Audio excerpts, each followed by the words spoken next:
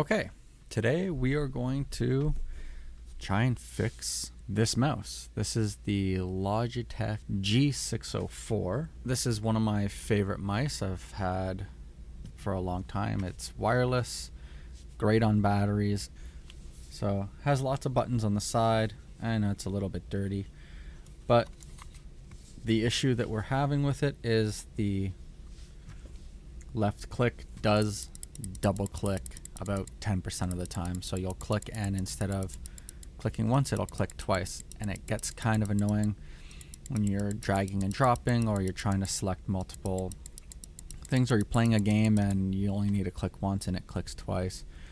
So the mouse switch that's inside of here has gone. So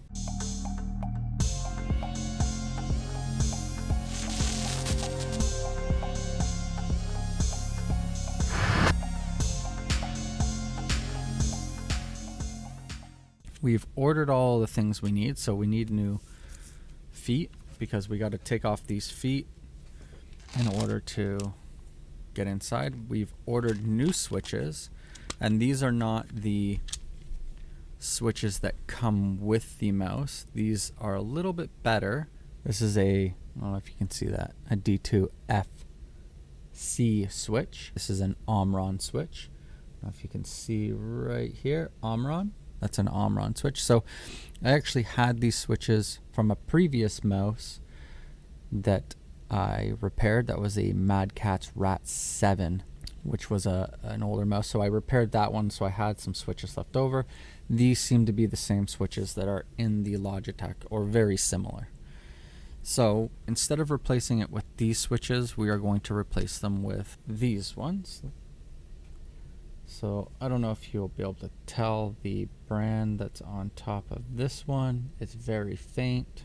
So these are Kailh 80M switches. They have a little more firm of a button. So you can listen to the click on this OMRON switch.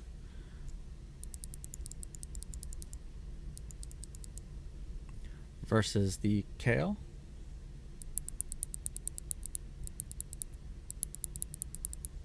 Okay, so we are going to replace the switch that's, actually we'll probably just do both the left and right switch in the mouse to new Kailh ones. So I have a set of those and new skates for the bottom of the mouse. I'll try not to damage these ones if we can put the originals back on, but these are likely going to get damaged by taking them off because the screws are underneath. And then once we get this apart, we'll go over to the soldering station and remove the switches that are broken, or at least the one that's broken, and replace it with new ones. So let's get this disassembled and we'll see how that goes. Okay, so we're just going to remove the feet. I'm going to use a little razor blade here.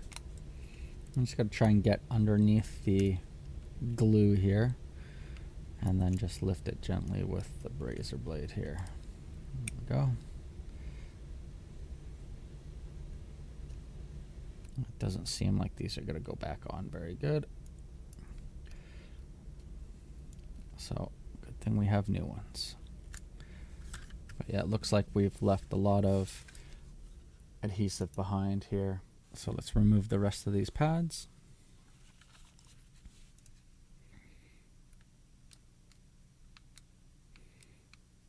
I don't think I'm going to worry too much about saving these since the first one is dead. We'll just pull these off.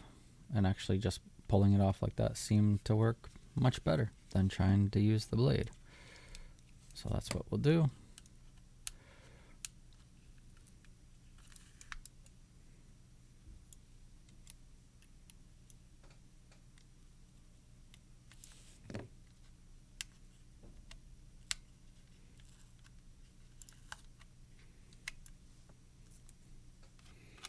Okay, these all came off pretty clean, except for the first one that we used the razor blade on. We'll have to clean up some of this, which shouldn't be too difficult. Just some scraping and maybe some rubbing alcohol will do the trick. Okay, we'll get a screwdriver and we'll find the right bit.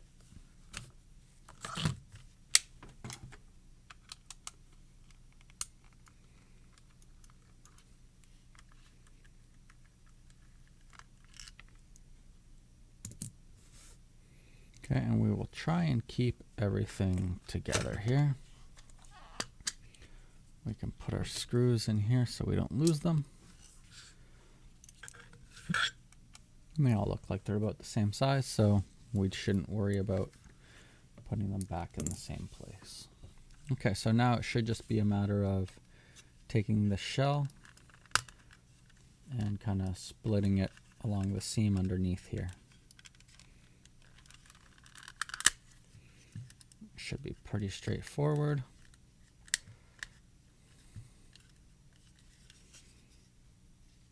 And we can see inside there's some wires here.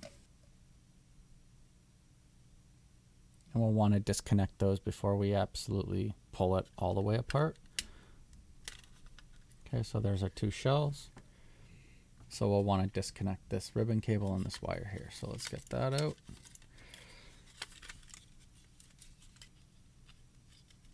So I'll do this one first.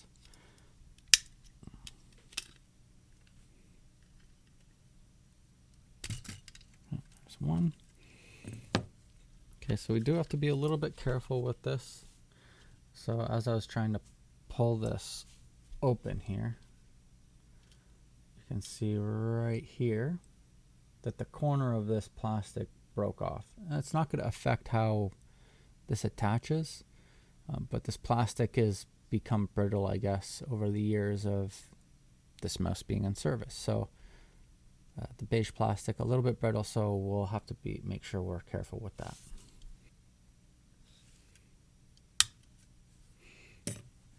Okay, so you can see here, the beige plastic is just a little hinge. It kind of folds upwards.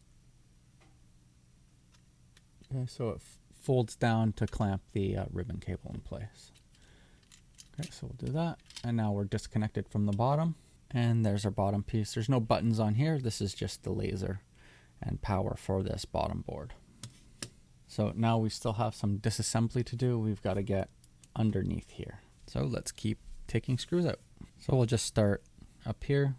We got 1, 2, 3, 4, 5, 6, 7. Well, we got a lot of screws here, and then there's some underneath this battery compartment.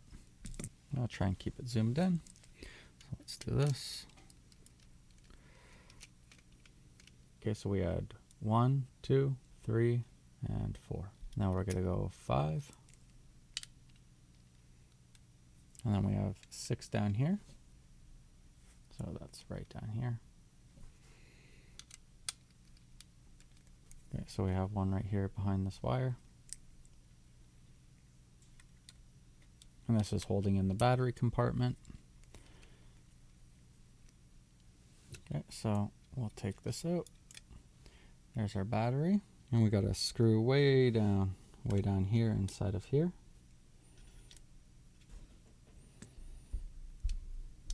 And underneath this ribbon cable, there's a hole way down here with a screw in it.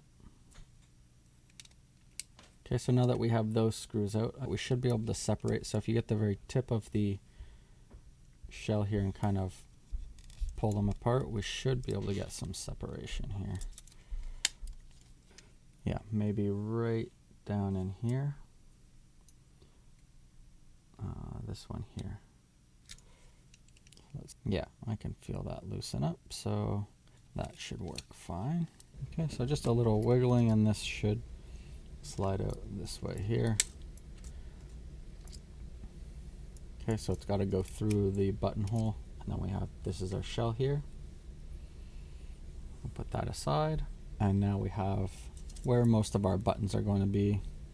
These are our side buttons. We still need to get under here, so we need to disassemble some of this here to get to the circuit board that's under here. So let's take out more screws. So it looks like we're going to have about 5 screws.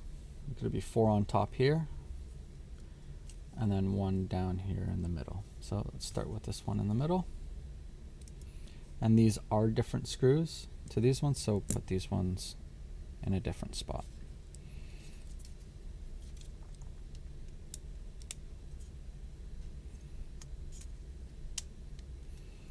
Okay, so there's our right click.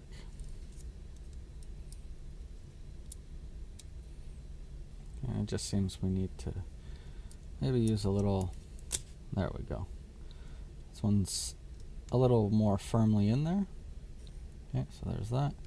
And then now we can see right down here is where our button is. That's this little white line here, and on this side it's this one. So there's one, there's two. So we need to replace this switch here, which means we still need screws to come out to get to it. So let's keep on disassembling. So we already took out this screw, so this is a little bit firmly in there. So we should be able to get that out. We'll need to take out these two screws down here.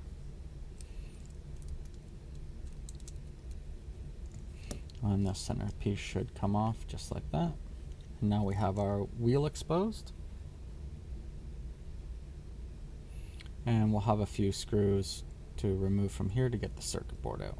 I don't really see many screws left on here, just inside of here, underneath these ribbon cables, and one here, a couple holding the circuit board in there. This button assembly, it looks like it's just held on with some plastic pins, so this should be able to slide up like this.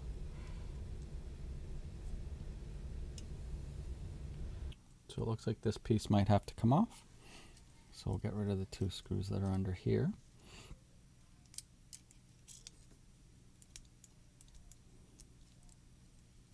I'll take out this small ribbon cable just so it's not in the way.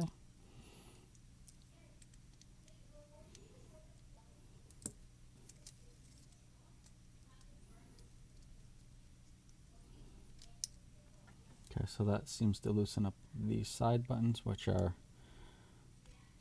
kind of slide into this slot here like this. So now it looks like we have to remove this piece here and this side piece here to get the board out, because these will be covering the board and the actual board. So we'll remove this side piece and we'll keep the screw with it. And we'll do the same with this one.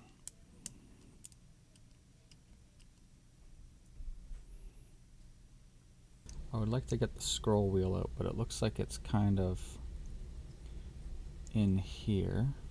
And it looks like it's kind of held in by this mechanism sliding back and forth right here. So if we can fit this out somehow, and take out this pin that's holding it in. So there's a pin right here that's holding this clear plastic under here. Okay, so if we just kind of fit this out like that, that will move the pin away from here, and then we can pull this upwards. So we just need to fit that out just enough, just like that, and then we should be able to get this out. Okay, just like that. And then this pin we can just slide back like that to keep it where it is. Okay, and then underneath there was these two screws. And then I think we can start taking out these screws. And look, there's two springs here. We don't want to lose those springs. Those belong to the wheel. So good thing I saw them right now, because that would be awful to lose those springs. So let's get those out very carefully. There's one spring. Let's not have it bounce away. And there's another spring with some dust on it. And we're going to put these in this plastic bin here so that they're very small and very light. Okay, so this is the button we're going to replace. We're going to replace this one and this one. So you can listen to this click. This is the right button. This is the left button. You can hear that the tone is off a little, couple clicks. It clicks a little bit differently sounding versus the right click.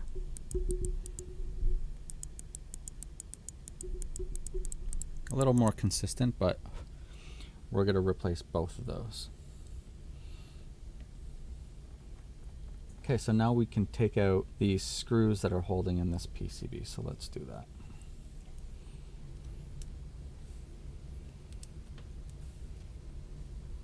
So these larger screws belong to this center tower that's holding the back. Okay, so our PCB should be loosening up a little bit. We got a screw down here.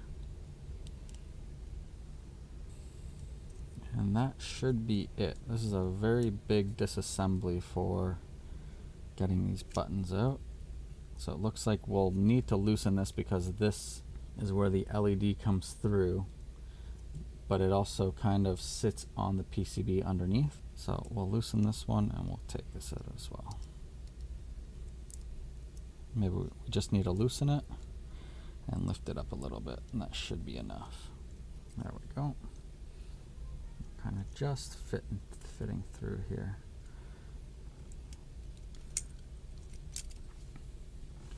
Okay, and this is what we worked so hard to get out. So we're gonna desolder these here and add our new ones. So now we should be able to go over to our soldering station and desolder this. So I don't have a good mic over there, so it might be voiceover time. Okay, we're at our soldering station. So I'll put a little bit of paste on here, solder paste. Get that going. And we have our buttons just here. So here we turn on the fume extractor, so it's a little bit loud and distracting. So all we're going to do is use our solder sucker to pop out some of this solder from the joints on the right side button. Because the PCB is upside down, it's the right side button, so the right click. We had a little trouble with this button coming out. It was a little bit difficult, so in the end I ended up using some pliers to put a little bit of pulling pressure while I tried to heat up all three legs of the switch, and it came out fine. We didn't melt or damage anything other than the little rubber foot on the clip at the bottom holding the PCB. It got a little bit melted, but that's okay. It's just a rubber foot.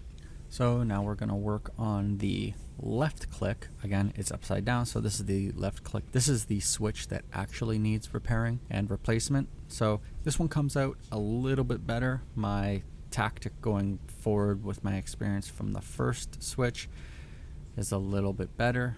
So we use the solder sucker and a little bit of the solder wick to get it out, and then I go straight for the pliers and putting a little pulling pressure on it, and then heat up all three legs at the same time. My solder iron can just reach all three at the same time and apply a little bit of heat. So this one only took about 1.5 minutes to extract from the PCB. And we can see here me pulling that out. And now that both buttons are out, we are going to just use the solder wick to clean up any extra solder that's in the joint holes so that there's only fresh solder in there and we get a strong joint and good connection. So we'll see here, we'll clean up both sides. We'll just put the solder wick down and suck up any leftover solder there. We'll grab one of our new buttons. We'll make sure it's facing the right way. The actual clicking button is a little offset from center, so we want that to be towards the top. So we'll position it correctly. We'll put it through the holes, and then to make it stay in the hole while I put pressure on it with the soldering iron, I'm just gonna use my pliers to bend one of the legs just a little bit so that it stays nice and firmly in position, and when I put the soldering iron, it doesn't move it or push it off of the PCB, because we want it to be nice and tight up against the PCB. There's very limited travel in the switch button, maybe only 1.5 millimeters. So if we're off of the PCB by just a little tiny bit, it will reduce that travel and make the button maybe be partially depressed or register weird clicks or not feel proper. So we'll go ahead and we'll put some solder paste on, and we'll put some solder, get a perfect good joint there, and make sure that the button's straight, and then we'll do the same thing for the other side switch. So soldering the switch on was easier than removing it. This went pretty quickly and was pretty straightforward. Just make sure that you get the switches in the right orientation and they are nice and flush with the PCB.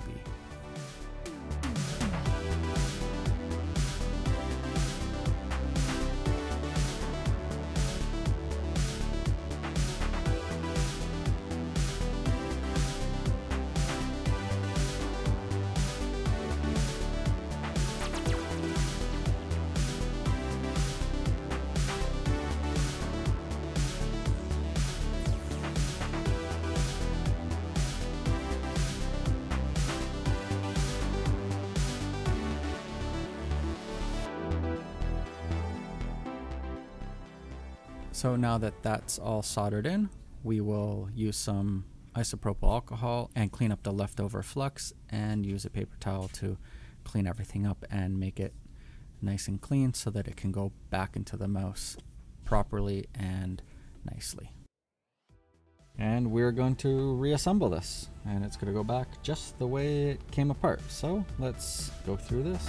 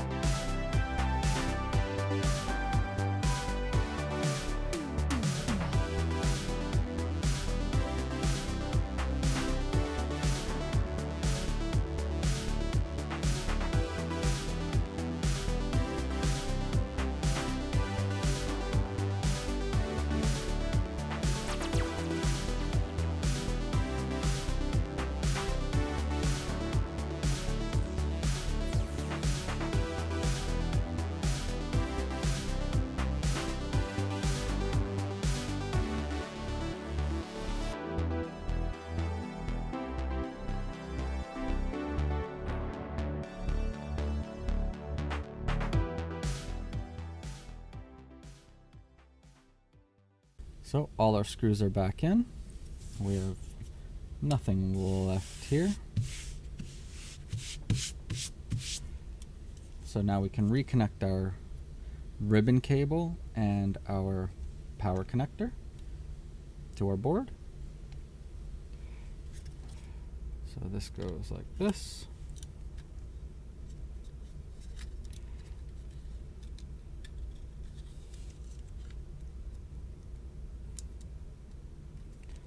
And we'll get the black line lined up nicely with the clamp.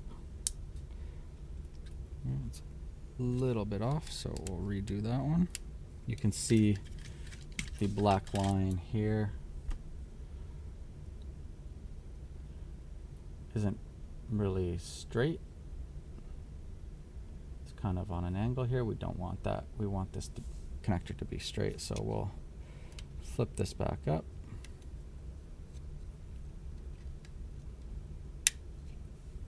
And we'll make sure that this lines up straight and then clamp it down.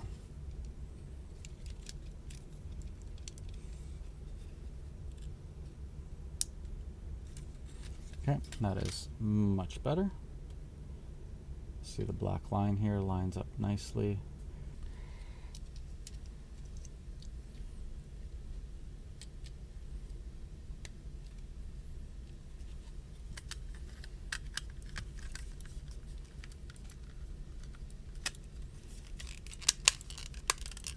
Now we can finalize this, put these screws back where they belong.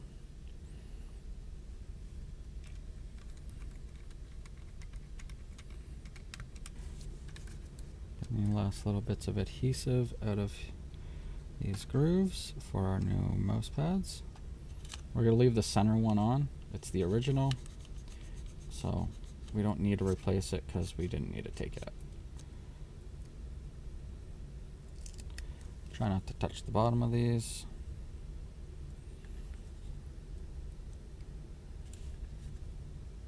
I say try not to touch the bottom, but there I go, touching the bottom.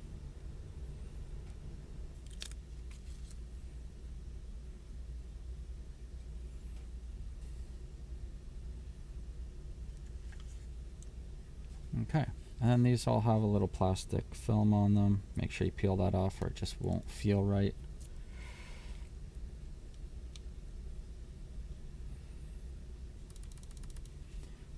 Clickiness is fantastic. Let's put a battery in.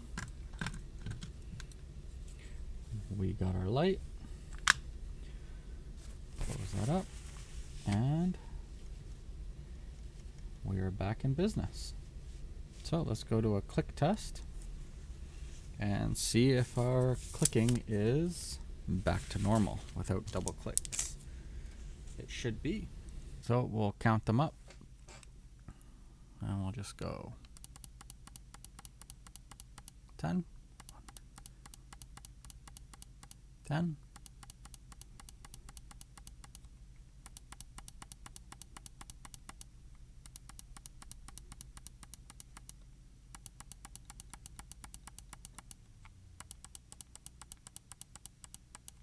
'So with the previous switch in there, this would be probably at like 78 or maybe even 80 by now. We're getting perfect count now, and it feels great. I like this button. I'm glad I fixed it. The new skates are very nice and slidey. So when I ordered my skates for the bottom of the mouse, I also ordered new grips for the buttons and the side of the mouse. They came with a cool stylized design, and you can see it here. This is the last thing I did. I didn't record putting it on, but they are applied and they feel great. They're pretty cool to look at, and it added a nice touch to the design of the mouse so that it kind of feels new, looks new, and has a new switch in it. I hope you enjoyed it. It may be long, but in the end it was worth it. I really, really like this mouse. It is one of my favorites. Thanks for watching. I'll see you in the next one. Bye.